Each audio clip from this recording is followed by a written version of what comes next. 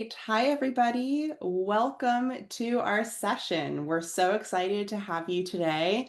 As some of you may know, but for those who are new to our Impact series, my name is Jacquie Kenney. I am the Director of Product Marketing here at Observe.AI. And co-hosting with me today is the lovely Sneha. Sneha, do you want to give yourself a quick intro? Yeah, sure. Hey everyone, I'm Sneha. I lead the business value and analytics team here at Observe. Work with customers day in, day out to help drive the entire value journey. So excited to be in this conversation with Jackie and our amazing guest expert, Deann Moore. Deanne, thanks so much for being with us today.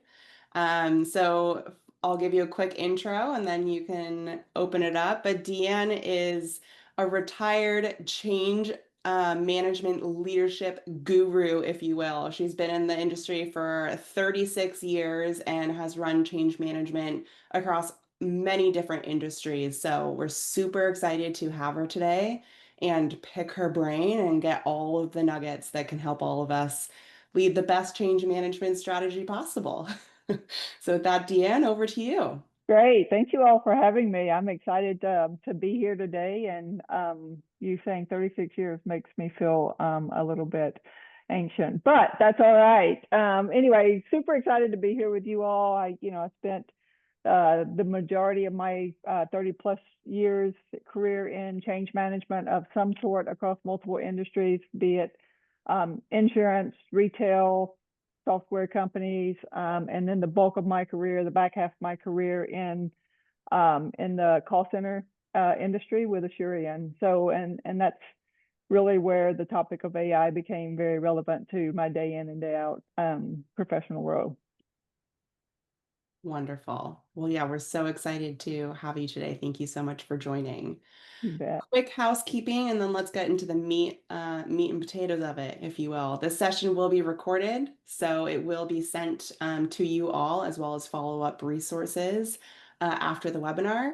You will see on the right-hand side of your screen a section where you can chat, but you'll also see a section for Q&A. Feel free to plop any questions you have throughout the session there. We will keep that up and monitoring it. All right, so Deanne, let's kick things off here. The AI journey and how to even begin.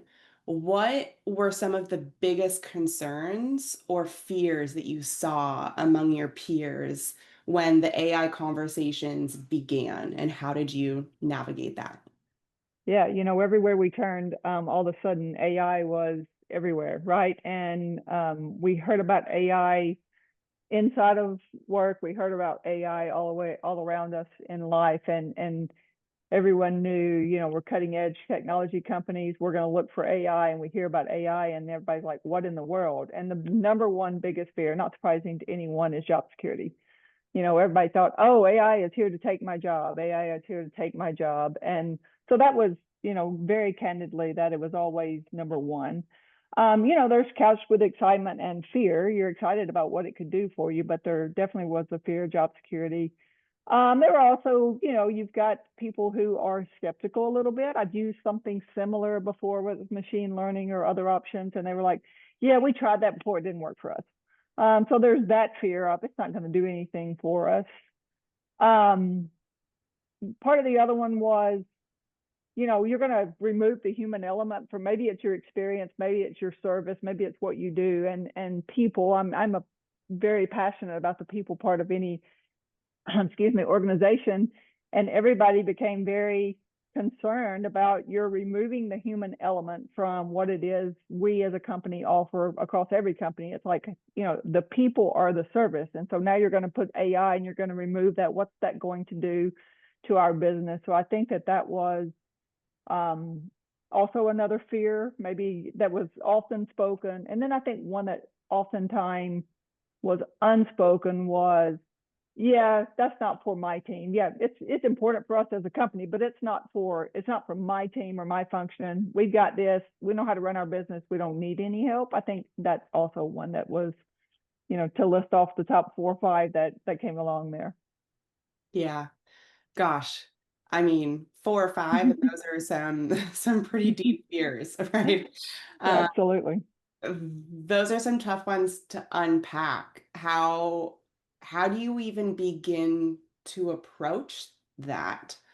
I mean, job security, that's a big one, right? Removing the Absolutely. human element in a world that is all about the humans and helping your consumers. You don't need to answer all 5 of them, but like how do you wrap your brain around that and really start to come to the team with, I guess, some words of wisdom, or like, help them get over that hump of fear? Yeah, I think number one is you have to hear them. I think you have to hear it. You can't ignore it and say, yep, we're going to do AI. I know they worried about it, but we think it's the right thing. We're just going to keep trudging ahead and they'll catch up.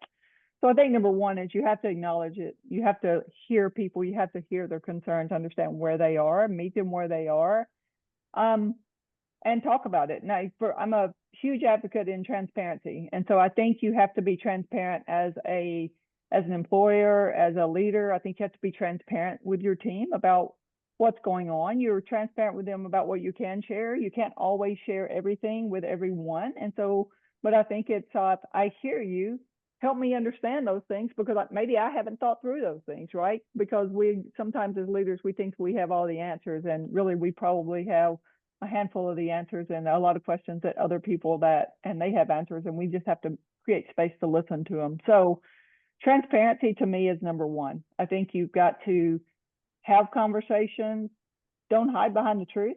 If you're leveraging AI as if you are leveraging it as a cost-cutting measure, you've got to own that, and you should have to say that, and you don't hide behind, oh, it's not going to do that, we're not worried about that, and then kind of bait and switch later. So I think you have to own the message. You have to own how you as a company are envisioning leveraging AI in your strategy to deliver your strategy.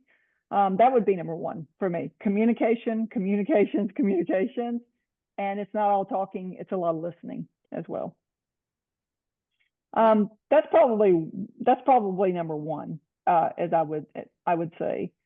And the job security one also, I didn't mention this explicitly, but in the job security piece as well, I think there's a big fear of needing to be upskilled, or I don't have the skill sets now to work in a world where AI is vitally important. And so I think that's the piece you need to talk about as well.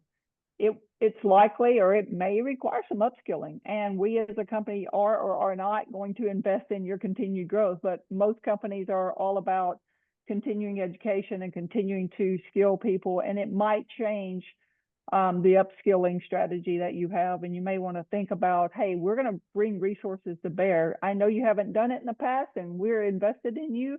We're going to invest differently and get you the training and get you the skills and help you upskill as well. So I think both of those things can really go a long way in the job security piece. Yeah, and I think you bring up a great point on one, the upskilling piece, and two is that fear, right? And I think a lot of times when you are scared about AI replacing your job, some teams or some people, they tend to remain silent, right? Right. They tend to not contribute in the decision-making process. And so I'm curious to understand, what's the risk, if there is, in staying quiet for too long and not letting your teams or the relevant stakeholders in early on during this AI adoption process? Yeah, I'm a firm believer in absent information, people make up their own story. So you can either like control that narrative and not control it, but you can own the narrative and you can help shape it in reality, or you can be silent and let people make up the narrative themselves. It's like culture. It's going to take place whether you choose to want to address it or not. So I think the keeping quiet piece means you don't get to message it in the way that you're thinking about it. You don't get to help shape that. You're going to let the other people who don't know, they're going to shape that narrative for you. And so I think that's the biggest fear in staying silent too long. Okay. Okay. Yeah, I like that. Absent information means people will make up their own story. That is so spot on, though. And it's the second part of that is absent information. People will tell themselves their own story, and it's most of the time incorrect. That's That too. Yeah, that's the complete phrase. Yeah. absolutely. I love that quote, but just kind of like throwing my devil's advocate hat on here, right? That quote Sure. for me as a director holds really strong, right? How do I help my team come on board with me? But when you think about it from an executive level, Mhm. there's so many other layers to that. Yeah. And so how do you come to that level who is defining the strategy and have that hit home with them, right? I think managing different levels, that does come into a huge play. Yeah, I think I think you have to influence at that level to say, our teams are talking about it. Our team members are all talking about it.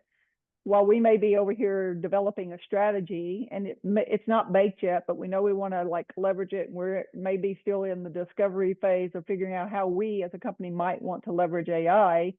The teams are talking about it. So I Mm, think it's back to, hey, let's acknowledge to the team. When I said earlier, you can't share everything with everybody all the time. I think it is an acknowledgement of, hey, we see what's going on in the world. We're excited about it.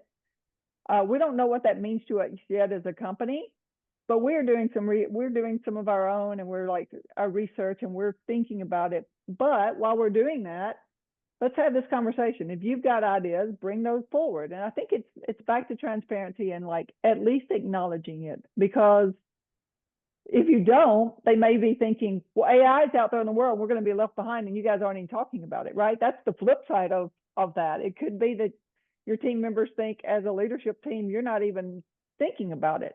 mm, Or it could be that you're thinking about it and you're not telling us what's going on. So there's kind of two sides to that mm. silence. Yeah. Yeah.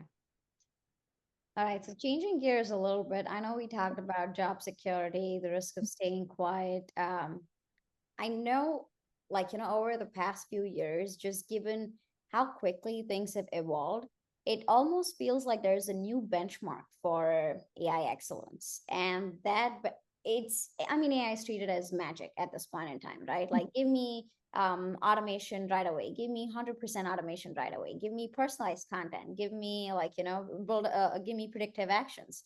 And all of that with perfect accuracy, right? And so where do you see organizations setting expectations so high that they are almost setting themselves up for failure or guaranteeing disappointment? And how do you counsel leaders to rein that in without killing ambition? Like, yes, AI is effective, but there needs to be that delicate balance between it achieving perfect accuracy versus you setting a standard so high just because you've forgotten what AI used to look like. Everyone's just Right. focused on the developments today that sometimes people tend to completely mask, or they're blindsided with what AI is capable of.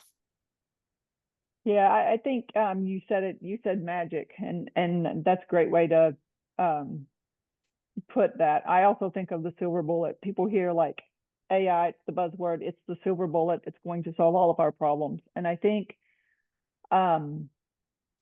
you have to really rein in. I mean, we all know that AI comes in. Like AI is doing so many things for the world, right? And its application can do so many things. And I think as a company, thinking through your strategy and how you want to leverage it, and if you try to throw the same strategy or the same technique at every problem, at everything, I think that's going to fail. You need to be, especially when you're getting started, you probably need to be a little more intentional of which area of our business do we think might be the ripest for leveraging AI.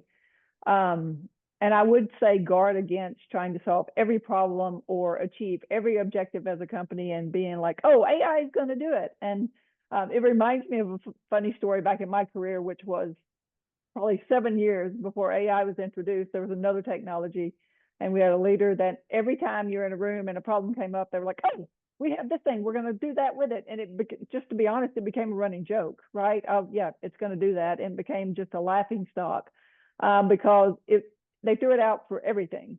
And so I think with AI, you have to be careful of the same thing, because that can that approach can also create the naysayers and give them more fuel to say, yeah, you told me you want to do it with AI. Okay, I'm going to ask you a question. You're going to tell me AI is the answer.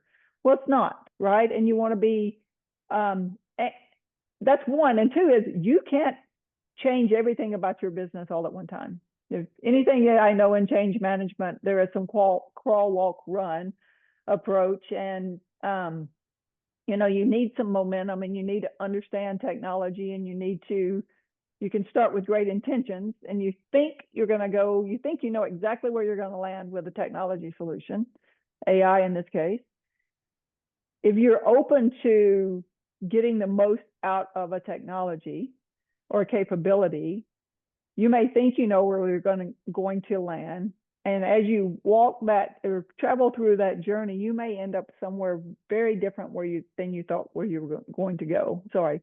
So if you just throw that out there and like, say we're going to go there, I think you lose a lot of people along the way. You lose the momentum that you can get. You need people to be behind whatever capability and technology and AI specifically. You need your teams to embrace it and be on board and be excited about it, because they're going to help you know how to leverage and get the most value out of the solution ultimately. So I think that's the first one, is just guard against that magic silver bullet, whatever you want to call it. That would be the first one, I think, of the way to approach it. Any follow-up questions specifically on that? And then I could even talk about a couple other little thoughts there. No, I think I agree with pretty much everything. And it's interesting on, if you don't set this up intentionally, then your naysayers are, you just fuel them more. And that is something to keep in mind for a lot of the, change management leaders out there. And even, people in the audience are going to be listening to this. So, yeah. Yeah, one of the things I say often, and I'll probably say it through here, just as my change management professional, is we're not all trying to sprint to the start line, right? Sometimes we get so caught up of sprinting to the start line. Let's go. Let's launch. Whatever the start line is for you, let's go there. Well, that's just the beginning of the race. The race is won along the journey and at the end. You want to sprint to the finish line, not to the start line. And oftentimes people want to go so fast to just get something in. If you do that too fast, you risk losing people that are excited about it, because you either don't get the results you were looking for, you didn't prepare people the right way. And I'm talking about change and just broad change of any sort. You got to do it right, because you really have to have people on board with you, and you want to bring them along the journey, and you want them to adopt it, and you want to use it. You don't get value out of a solution just because it launches. You get value out of a solution or a capability because it's adopted and it's used in the proper manner. And so I think that's probably my biggest thing, is focus on adoption from the very beginning. Don't just focus on building it and launching it. Yeah, I do. Yeah. This does bring up one question, and Jackie, I'll give it to you right after this. I almost feel like when you are, not necessarily with AI, right? Any new challenge that you take on, any new, solutioning that you're doing for a specific problem, you will only be successful when your tolerance for risk becomes higher, right? That's 100%.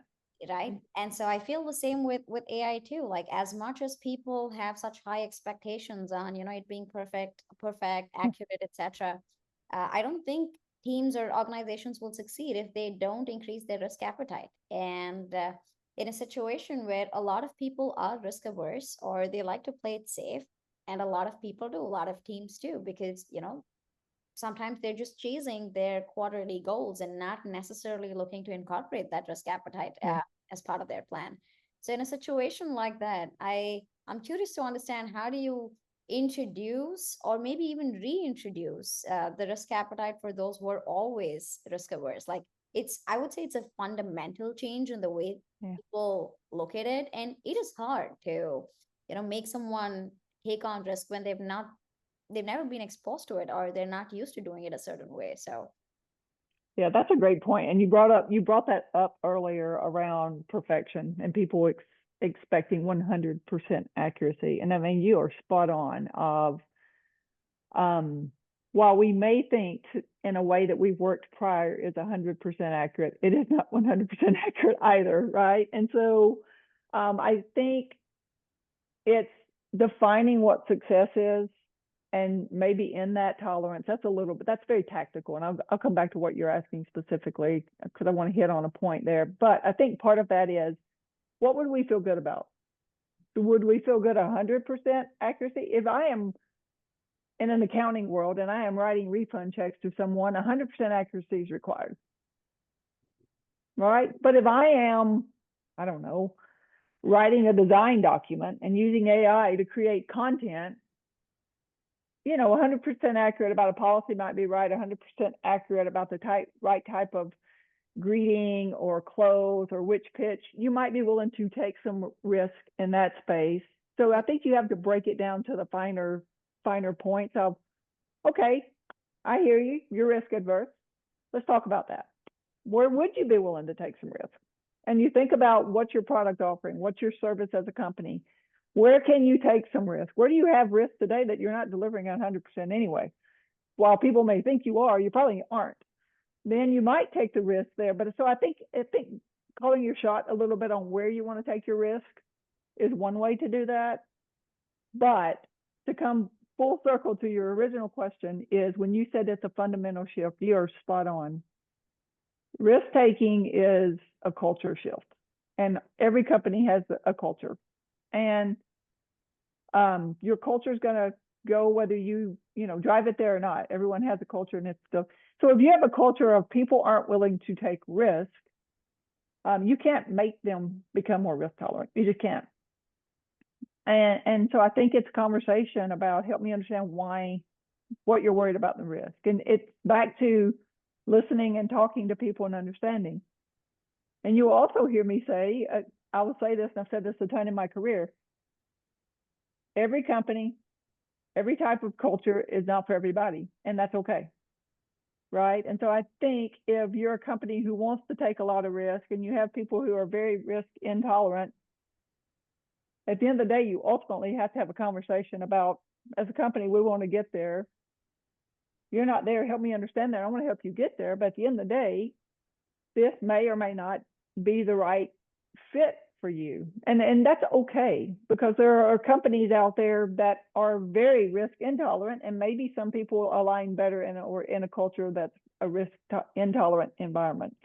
So that may not be a popular answer, but I think it's reality. And you can't, if somebody's been in regulatory all their life, for example, and you want to, they are just hardwired, and their experience, their education, everything about them is about not taking risk, and you now want them to take risk. I don't know that you're going to ever get them where you want them without real conversation to understand that and coming to some common ground. And that common ground may be, okay, you're right, I don't need to take it here, but I can take it here, and we can all live with that. It could be that it's no longer the best fit in the world, and maybe you would be happier in a place that is less risk taking. I love this. I feel like I'm going to take a lot of this information and apply it with my own team. So Yeah, I love it. I love keeping it real. One thing that you said is, this almost this concept of like the fear of missing out. So you're running to the start line, but it's almost start slow to then go fast later towards the finish line. And I think that is so insightful. We all think about the finish line. We get really excited. That's where the FOMO comes in. And we all dream up this like beautiful utopia of, oh my God, it's got all these things. And, your mind just starts racing with that to-do list that has been in your drawer for decades, and you dust it off and you're like, it's going to solve all of the items on my list here. And excitement is contagious. Absolutely. So we all do it. It's human nature. And so that leads me to this question of, how do you start introducing the AI journey, right? Whether it's a risk averse company or folks who are ready to do it. How do you kind of ground them on what do we introduce first? How do we decide what that right path is? Yeah, I think a couple key principles with AI or any technology. First off, I think the going fast, there is a delicate balance between crawl, walk, run, and crawl really fast and go fast, because technology is changing at such a rapid pace that if you're not out to market, someone's going to beat you there. So I want to acknowledge, like, I'm not advocating that you go slow, because speed is the word. And speed is super important as a business to capture, the value that you can before your competitors or before others or before you're left behind, or what all of those things that can come. So going fast is super important. But going fast to get no good outcomes is not a great strategy. So, how would you start? I say one is your AI strategy has to support your business objectives and your business goals. AI is not your strategy. AI is a capability that will help you achieve your business objectives, your strategy, your goals, whatever you as a company call that, wherever you're looking to lay out. It's a strategy, and it's a technique and a capability to help you deliver against your objectives. So I would say, first off, just be really thoughtful in how you leverage it and how it supports what you're wanting to do as an organization instead of replaces what you want to do as an organization. That would be one. I think that's the starting point, is just to get you off in the right place. And then I think, for fear of trying to do too much and you want to get some early wins, I think it is looking at a couple of things I had people use at times was to say, think of things in the past we said we could never do that. We don't have enough people to ever do that. Maybe pull some of those things back in, because maybe some of the things you thought I can never do without a huge investment in human capital, maybe I can do now, because either I can leverage AI today to automate some of the things that I have my very talented people doing today. Maybe I could automate that and then redirect that human capital to something that we always say we couldn't do, or that thing we said we couldn't do before, but without that investment, maybe we can now, because it brings something brand new to the table. And you really have to. It's not just a small thing to think about and think, oh, how do I go automate this little thing? Like, it's a very much out of the box thinking and really stepping way back and looking at your business of what could this do for us? That's the shift. And if you get in the mindset of just thinking where you've been thinking, you probably won't optimize what it could bring for you without really thinking through what could it do. So then I think, to get some momentum and some early wins, is I think of some things today that as an organization you have to do. It just has to be done. It's not the glamorous work. It's not what people love doing. It's got to be right. It just has to be done. Yeah. You might call those non-value add items. Maybe it could be something that's not fun, doesn't take any specific skill set, but it has to be done with a level of accuracy and things. You might look for some of those types of things, because you could get a win-win there, right? Mm-hmm. If you're asking me to do it every day, I don't love it, but I know it has to be done. And every time someone else comes and asks us to do another, we're like, what if you could automate that? What if you could use AI to deliver those non-value add things, so you can then focus on value add things? But that might get you some momentum. It might also free up space for people to now, it's a headspace to go, wow, I don't have to spend 20 hours a week doing that now, because we've now automated that, or we've leveraged AI to deliver on that. Now I have 20 hours to think, to get engaged, to learn more about AI and think about how we're really going to change the game, leveraging capabilities that we could bring. That would be one strategy, I think, that could be helpful. Yeah, and I think the non-value add, it's still adding value to some degree, right? Absolutely. But it's low risk. And so it gives you this sandbox to play in without maybe impacting a critical part of the business to where, to Sneha's point earlier, those who are risk averse are now like fueled with, Right. we said it wasn't going to work, and look at this downstream impact. So that's interesting. Yeah. I'm sorry, but I think it also, I think many people want to leverage AI and they don't know what they don't know. Yeah.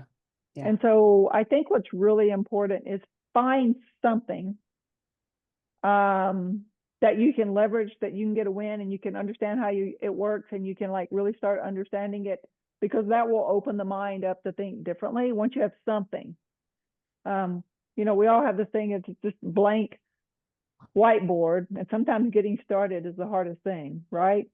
So getting started and getting people in there and leveraging AI will put a little bit of fuel in the engine to start thinking about, oh, how do we leverage this more? That can be part of the crawl, walk, run as far as your AI strategy. Yeah. I'm going to throw us for a loop just quickly because I want to see how you react to this.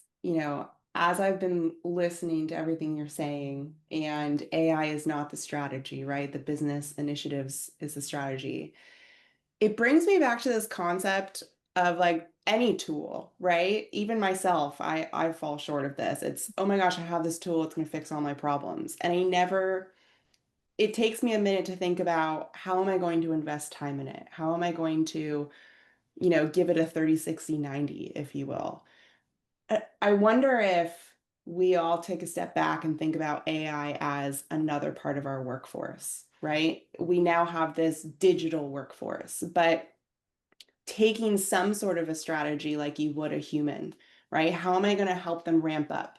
How am I going to invest time in helping them get up to speed, but also helping them develop? And how do I build my business around this team, if you will, right? And what does that mean?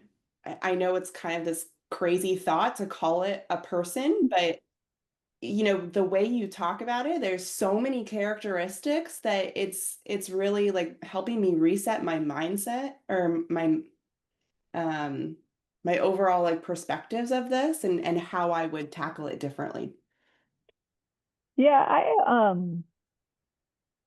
it's an interesting way to think about it. So I hadn't thought about it either, and I think you can think of it, it's another resource, right? I have resources, I invest in my resources, I grow and I invest in them to get better. And I think that's a great way to think about it, which is, oh, we have that resource we can leverage here. Like, okay, it's now in my tool belt. It's a Right. tool I can pull out of my tool belt to throw at a problem, or throw at something where I need to fill the gap on, a goal or something. So that's a great way to think about it, maybe as that. And I think it does come back to a little bit with AI, and the way you said that just sparked a thought with me is, we don't hire people and say, okay, we've hired you, we've taught you, good luck. And we move on, and we never come back and continue to invest in them. Because I think oftentimes people get the same thing with AI. Let me go buy a solution, I'm going to put it in, and I'll walk away, and it's going to be perfect. And it kind of goes back to the accuracy that you brought up earlier, Sneha, goes to many of those things. It is an ongoing investment and an ongoing like capability that you need to pour into. Just like you do your teammates and your team members, you want to pour into helping them get better. You still have to pour into AI that looks and feels differently. But how you do that to continue to evolve that so it gets better and better and better, because and all of us know that in AI, it starts out one place and it ends somewhere much better if we get it really good information to get better. Mhm. And so I think that's an interesting way to think about it, that I think could maybe open up some thoughts for leaders, think about how to deploy it and how to leverage it. Yeah. Yeah. And then I say the other thing, you talk about this team, and that risk adverse. Sometimes carving out people and taking them out of their job and putting them together in a tiger team or whatever you want to call them, and say, hey, we're going to give you a couple of business problems. We're going to, build a team. We can talk about how that team's constructed, but one of the key, I talked to somebody just last week who had tried to leverage AI and, in a functional area about, kind of couldn't get out of the gates, and now gotten out of the gates and just going gangbusters. And I said, what was the key to that? And they said to me, we wanted people to use AI and wanted them to learn it, but we didn't give them any capacity in their day. So they just didn't have time. And so when we gave them time and we gave them space, it's amazing what they've been able to do. So we have to think about, how do we create space? And that can look a lot of different ways, but how do we create time and space for people to invest and be a part of that, and now integrate AI to deliver on our objectives? I think that's a key component of how you might get started as a team. I love that. Yeah. I think like one of the questions that I did have was, you do have a few people, we assume certain people are resistant to change, right? And so they sometimes they surprise you. They end up being your biggest champions. And That's right. you brought up a really good point on just giving people the space and the flexibility to take ownership on such initiatives, and just see where they go with it. So outside of like just giving them space and the flexibility to take ownership of these initiatives, how do you spot, what are some signals that help you spot that these people who are resistant to change can actually end up becoming your biggest champions, or be your allies early on? Yeah, I think including them is important. I think including them and bringing them to the table and giving them a chance. I think it's hard to really know if that person's going to move from a detractor to being a proponent. But I think oftentimes bringing people that are the naysayers into the fold, if you were to build a tiger team, maybe you bring some of those. And because oftentimes the people that are detractors, they have something really valid. And the reason they're so skeptical is they have valid reasons. And maybe you should consider what those valid reasons, and you should hear those reasons when you're thinking through how you're going to deploy, or what your strategy is, or what you might leverage, or what you might need a system to do. You don't want to line yourself up with just everybody that says, hey, we're all the same, we all are on board, let's go put all those great people in a room and let's go full board. You're going to miss something along the way, because these people that were waving the flag saying, hang on, they likely had something very valuable that needed to be considered throughout your journey. And so you want to make them a part of that, because another change that I think about 6 or 7 years ago, and I was talking to a part of an organization that felt like they resisted. And I'm like, that's not felt great. And they were like, had you just brought us along on the journey with you instead of telling us after the fact, because now we have to play catch up in our function, and we have to play catch up and like, okay, great. You've thought through all those things, but I'm a function that is important for our business. You haven't given me the chance to come along on that, to take these considerations, what we have to do for the business, into consideration while we're going. And so you want those perspectives represented. Again, delicate balance between really slowing you down, being a cog in the wheel, and having so many like naysayers that you just can't make any progress. But you also don't want to make so much progress and then you tell people, and then you're like, oh, I didn't know that we had to do that for security. Oh, I didn't know legally we couldn't do that. Oh, so you also could get super excited about a solution that then comes to a grinding halt because you didn't take the other perspective. So I don't know if I answer your question, Sneha, but I think that it's important. Yeah, it absolutely. Yeah.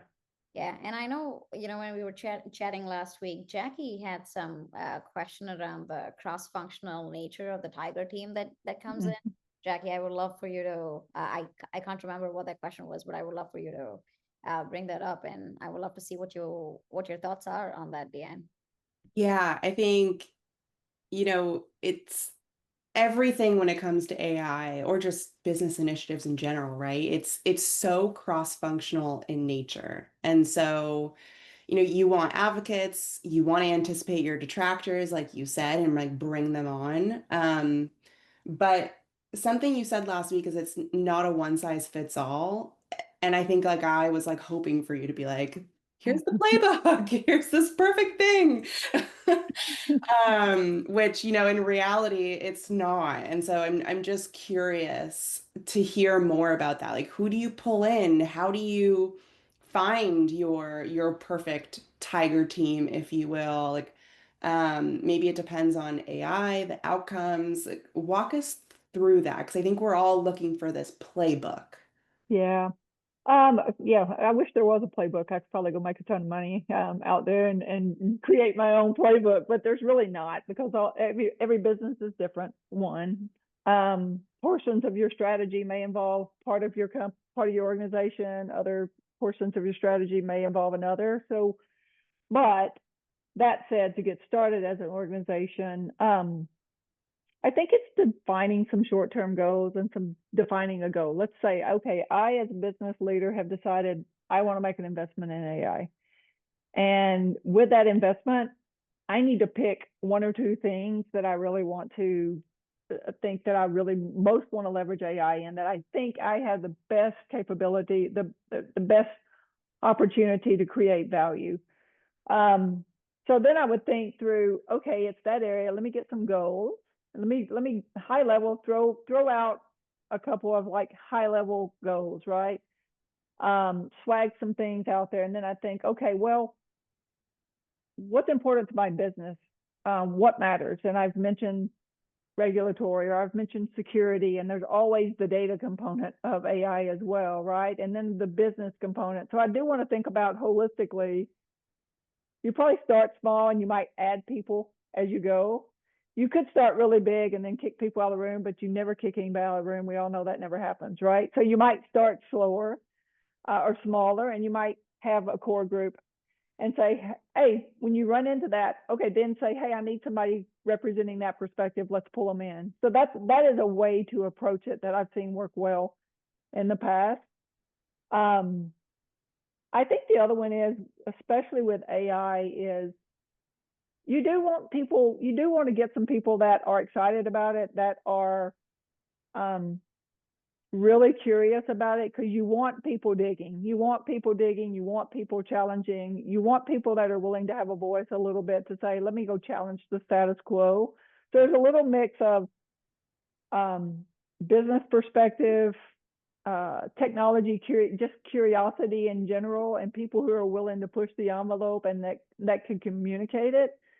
And sometimes people completely forget the financial. Most of us are in the for-profit business, and so you probably don't want to leave out the financial aspect and somebody who can really put some dollars to something, because the other thing you can't get off on is an AI strategy that's fun and exciting and sexy that delivers no value, because that just became fun. And so I think balancing all of those components to build that might be a great way to approach that. Jackie, I don't know if that would be the start of my playbook.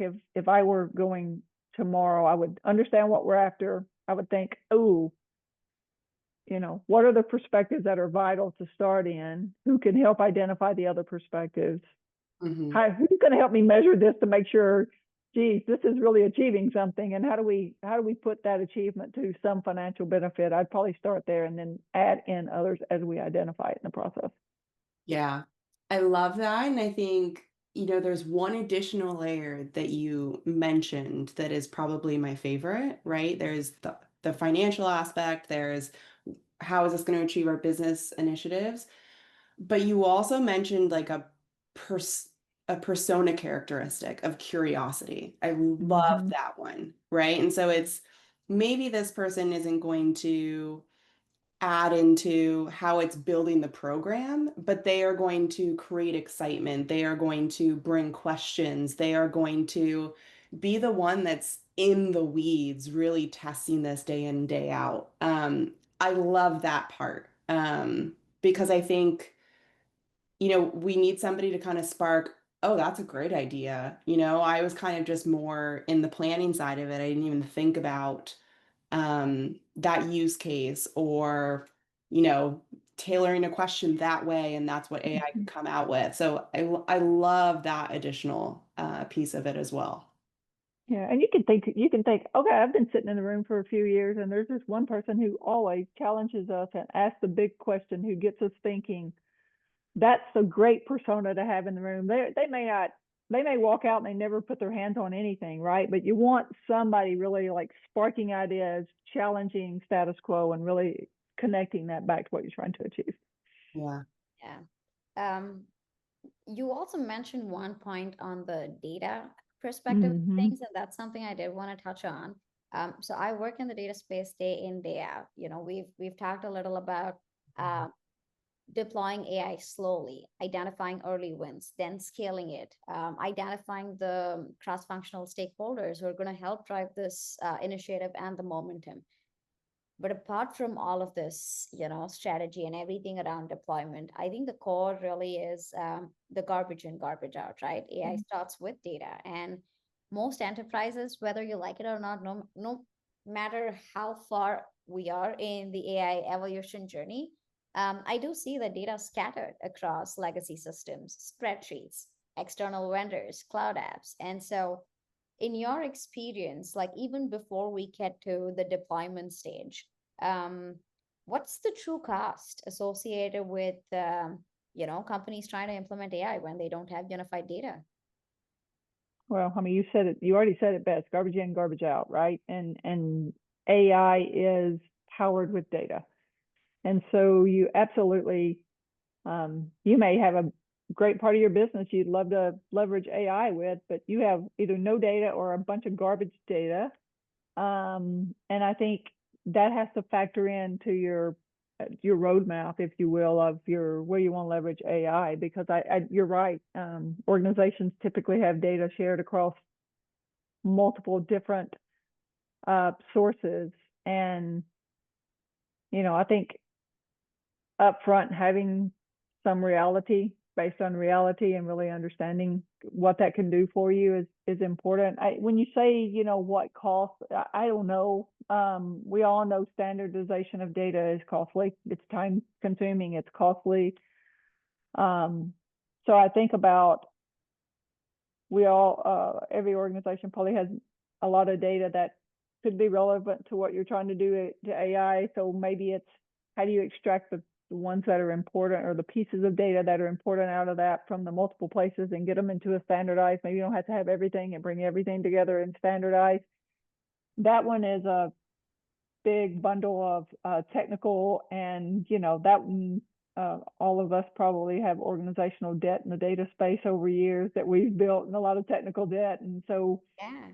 AI doesn't pay off that debt overnight. It's because it's still very real. And one thing I would challenge people to think on is, okay, do you have to have all the legacy data? I know you have to feed models, but maybe you build models from the beginning, you gain the data, and the data trains the models at times. So there could be, we got to have legacy data. It could be, is there data available in public areas that can shape our models? So I think challenging people a little bit to think about sources of data.